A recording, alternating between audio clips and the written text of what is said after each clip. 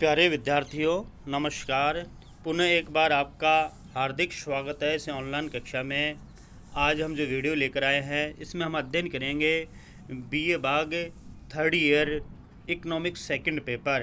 मानी जो इकोनॉमिक्स जो सेकंड पेपर है उसमें हम राजस्थान की अर्थव्यवस्था का अध्ययन कर रहे हैं। तो आपको ये ध्यान रखना होगा, जब इकोनॉमिक्स सेकंड पेपर की यदि हम बात करें तो उसमें हम राजस्थान अर्थव्यवस्था की बात करते हैं। तो हमने इससे पूर्व के वीडियो में हमने राजस्थान की अर्थव्यवस्था के जो टॉपिक था राजस्थान की भौतिक संरचना, जिसमें हमने अब तक अध्ययन कर लिया था कि राजस्थान का जो वर्तमान स्वरूप है वो किस प्रकार हुआ, मानी राजस्थान का निर्माण कैसे हुआ, इसका एकीकरण कितने चरणों में हुआ, ये हमने अब तक पढ़ लिया था। इसके बाद में हमने राजस्थान की भौतिक रचना के बारे में पढ़ लिया था कि राजस्थान की भौतिक रचना क्या है, राजस्थान की भौतिक विशेषताएं भी हमने पढ़ लिया था। अब हमने इसको विस्तार से हम अध्ययन करेंगे आज कि राजस्थान के जो प्राकृतिक भाग है उसको हम कितने भागों में बांटते हैं। कई बार इस पर प्रश्न भी आ जाता है कि राजस्थान के प्राकृतिक भागों को कितने भागों में बांटते हैं, समझाइए। या हम यूँ कहें कि धरातल और जलवायु के अंतरों के आधार पर राजस्थान राज्य को मोटे रूप से कितने भागों में बांटा जाता है, समझाइए। तो ऐसा प्रश्न आपके लिए आ सकता है।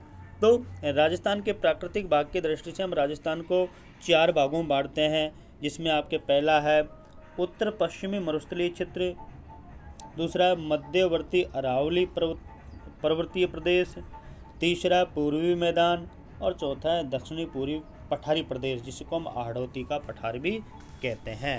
यानी प्राकृतिक रूप से राजस्थान को 4 भागों में बांटा जाता है। जैसे आपको ये जो चित्र दे रखा है, जो राजस्थान का जो नक्शा दे रखा है, इसमें आपने देख रखा है कि ऐसी एक लाइनिंग सी, ये जो लाइनिंग सी आ रही है, ये जो लाइनिंग है ये राजस्थान के लगभग मध्य में होकर निकल रही है।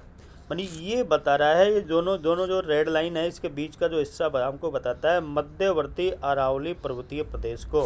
यानी जो ये अरावली पर्वतमाला है ये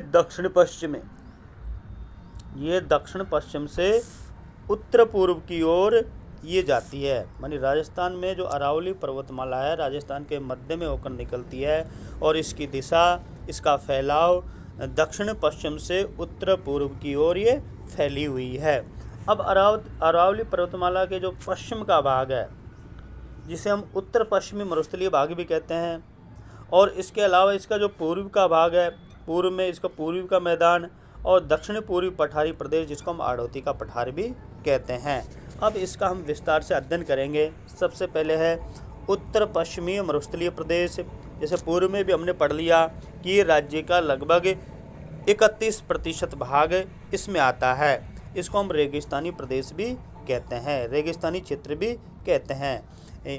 ये इसमें कुल 12 जिले आते हैं, जिसमें जैसलमेर, बाड़मेर, जोधपुर, जालोर, पाली, बीकानेर, गंगानगर, चूरू, झुंझुनू, हनुमानगढ़, नागौर और सीकर। इसके अतिरिक्त इसमें हम सिरोही, पाली, अजमेर और जयपुर जिले के उत्तरी पश्चिम भाग को भी इसमें शामिल करते हैं। मानी जो उत्तर पश्चिम प्रदेश है उसमें हम 12 जिलों को शामिल करते हैं। एक बार पुनः मैं आपको बता दूं, इसमें शामिल करते हैं हम जैसलमेर, बाड़मेर, जोधपुर, जालोर, पाली, बीकानेर, गंगानगर, चूरू, झुंझुनू, हनुमानगढ़, नागौर और सीकर। इनके अतिरिक्त हम सिरोही, पाली, अजमेर और जयपुर का जो उत्तर पश्चिम भाग है उसको भी हम शामिल करते हैं। इस प्रदेश का पूर्वी भाग मारवाड़ कहलाता है और पश्चिमी भाग थार का रेगिस्तान कहलाता है। मानी जो मरुस्थलीय क्षेत्र है उसका पूर्वी भाग मारवाड़ और पश्चिम भाग थार का रेगिस्तान कहलाता है। इस प्रदेश के अधिकांश भाग में 20 से 50 सेंटीमीटर वर्षा होती है। जैसलमेर के जो सुदूर पश्चिमी उत्तर भाग है उसमें औसत वर्षा 10 सेंटीमीटर होती है। मानी राजस्थान में सबसे कम जो वर्षा होती है वो जैसलमेर ज़िले में होती है और जैसलमेर ज़िले में वर्षा का औसत 10 सेंटीमीटर है। गर्मियों में कुछ स्थान जैसे जैसलमेर, फलोदी और चूरू में तापमान अधिकतम 48 डिग्री तक पहुंच जाता है और सर्दियों में इनका जो न्यूनतम तापमान है -3 डिग्री तक भी पहुंच जाता है। इस क्षेत्र की मिट्टी बलुई मिट्टी है। जैसलमेर, बाड़मेर, जोधपुर, जालोर जिलों में रेत के स्थायी टीले हैं, जहाँ कहीं 6 से 7 किलोमीटर तक लंबे और 50-50 मीटर ऊंचे टीले पाए जाते हैं। ये टीले रेत की पहाड़ियों के समान दिखाई देते हैं। उत्तरी भागों में विशेषतः चूरू, सीकर, झुंझुनू और बीकानेर जिलों में अस्थायी टीले होते हैं जो तेज हवाओं के साथ उड़कर दूसरे स्थान पर चले जाते हैं। यानी गर्मियों में जो धूल भरी आंधी चलती है उससे टीले अपने स्थान को परिवर्तित कर लेते हैं। रेत के एक स्थान से दूसरे स्थान पर जाने से कृषि कार्य में बाधा पहुंचती है। कभी कभी उपजाऊ मिट्टी वाले खेत में भी टीलों का निर्माण हो जाता है। इस क्षेत्र में प्राय टीलों से सड़क मार्ग और रेल मार्ग भी अवरुद्ध हो जाता है। मरुस्थलीय भाग में भूमि का जल भी अधिकांशतः गहरा होता है। साधारणतः इन भागों में कुओं की गहराई 20 से 100 मीटर तक होती है, जिनसे पानी निकलना कठिन होता है। इसलिए बैल अथवा ऊंट जोतकर कुओं से पानी निकाला जाता है और आधुनिक तकनीक से मोटर के द्वारा पानी निकाला जाता है। वर्षा की कमी के कारण यहाँ सतही जल का नितांत अभाव है।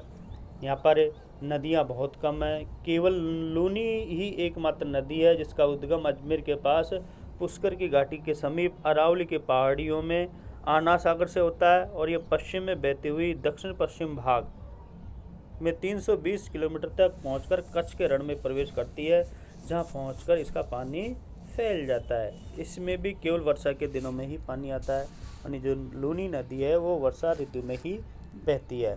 इस नदी का जल भी दक्षिणी बाहु क्षेत्र में खारा और पीने के अयोग्य होता है। रेगिस्तानी क्षेत्र के अधिकांश भाग में भूमिगत जल खारा होता है। अरावली पर्वत के पश्चिम में बहने वाली केवल एकमात्र नदी कौन सी है? नूनी। जैसे कई बार मान लो जीके में प्रश्न आ जाए कि अरावली पर्वत के पश्चिम में बहने वाली नदी का नाम बताइए, तो अरावली पर्वतमाला के पश्चिम में जो नदी बहती है वो है लूनी नदी। अब यहाँ पर कृषि कार्य में कौन कौन सी फसल की जाती है? इस प्रदेश में कृषि कार्य के लिए बहुत ही कम भूमि उपलब्ध होती है, क्योंकि रेत के टीलों के बीच में स्थित निम्न ऊंचाई वाले मैदानों में तथा रेत के समतल विशाल मैदानों में बरसात के दिनों में खेती की जाती है। सिंचित क्षेत्र भी बहुत कम है। यहाँ मुख्य रूप से जो फसल बोई जाती है उनमें है बाजरा, मूंग, मोठ आदि की फसल बोई जाती है। थोड़ी सी वर्षा से ही ये फसल तैयार हो जाती है। यहाँ मुख्य रूप से जो जीविकोपार्जन का साधन है वह पशुपालन है।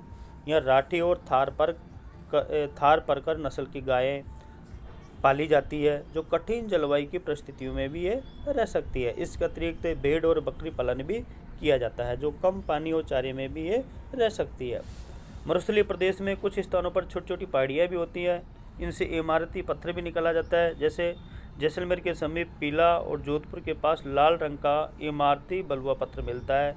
इन पहाड़ियों से कहीं कहीं बहुमूल्य खनिज भी प्राप्त होते हैं। जैसे डेगाना नागौर से टंगस्टन की धातु प्राप्त होती है। भारत में टंगस्टन का एक जो स्थान है वो राजस्थान का डेगाना क्षेत्र है। इसके अलावा जिप्सम और रॉक फास्फेट खनिजों का भी विशाल भंडार है, जिनका आजकल खनन किया जा रहा है। थार का मरुस्थल अरावली पर्वत प्रदेश के सुदूर पश्चिम भाग में भारत पाक सीमा को छूते हुए थार का मरुस्थल फैला हुआ है। मानी जो अरावली पर्वतमाला का जो सुदूर पश्चिमी भाग है उसको हम थार का मरुस्थल कहते हैं। इस मरुस्थल में मुख्य रूप से जैसलमेर, बीकानेर, जोधपुर, बाड़ेवर व मारवाड़ के वे क्षेत्र शामिल है, जिनमें मरुस्थल व अपने प्रखर व उग्र रूप में विद्यमान है। मानी जो शुद्ध रूप से जो थार का मरुस्थल है वहाँ पर खेती न के बराबर की जाती है, लेकिन वर्तमान समय में इंदिरा गांधी नहर के आने से रेगिस्तान को भी हरा भरा कर दिया गया है। आज रेगिस्तान जो क्षेत्र है उसमें भी खेती की जाती है। तो आज के वीडियो में इतना ही।